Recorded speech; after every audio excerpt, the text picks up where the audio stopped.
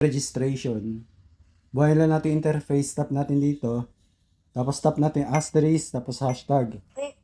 Verify natin gamit yung admin na nakaregister. Pwedeng fingerprint, pwedeng passcode. Passcode gagamitin ko. Tapos hashtag.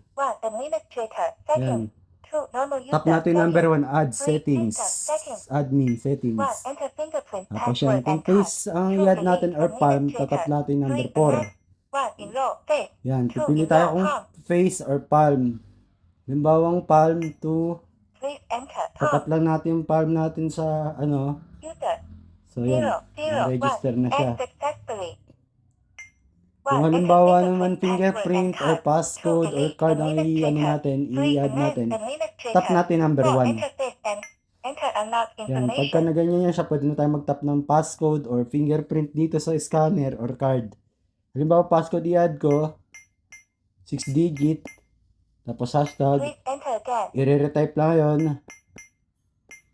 Tapos hashtag. User 002 X successfully.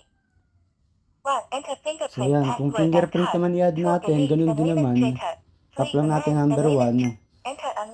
Tapos itatap natin yung fingerprint natin dito sa scanner.